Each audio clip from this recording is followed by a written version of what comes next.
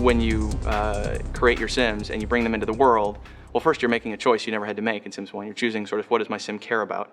And you're not choosing my Sim is like food Sim or a shower Sim or whatever. You're saying my Sim is family oriented or my Sim is wealth oriented and so on. But then when you get in the game, your focus is on the sort of your Sim's desires, right? That's where you're looking and you're saying, what does he want to do next? And how do I arrange that in the game?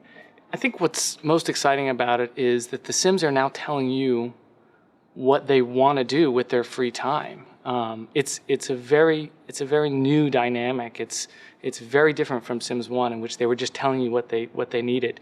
In Sims 1, you kind of got the sense that they looked like people and you were building a little house, but in the end they were just worried about whether they're going to pee themselves or not. And your biggest problem was that they were going to starve to death or something like that. Now in The Sims 2, Sims are not thinking only about their basic needs anymore. In Sims 2, your Sims are more concerned with the bigger picture, so they're unhappy or happy about who you're having them talk to and who you're having them kiss and who you're having them fall in love with. In fact, they actually have dreams, lifetime aspirations. So when you create a Sim, you actually get to choose what their lifetime aspiration, their lifetime goal is going to be.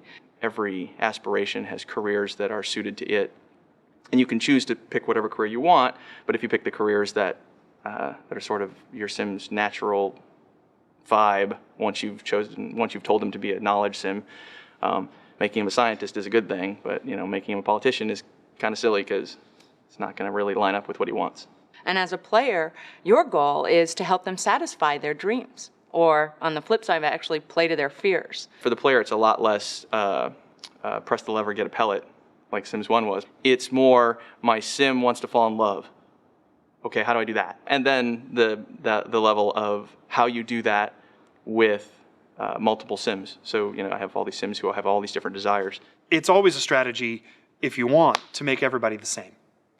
There's some advantages to that. You're going to avoid a lot of the classic conflicts, If both your Sims are romance Sims, they're probably not going to want to get married to each other, and they're probably not going to care how many romances the other one has. But you're also going to miss some of the synergies in this game that are going to make it so great. One of them wants to fall in love, and one of them wants to learn how to be a mechanic, and one of them wants to be really popular, and one of them wants lots of money.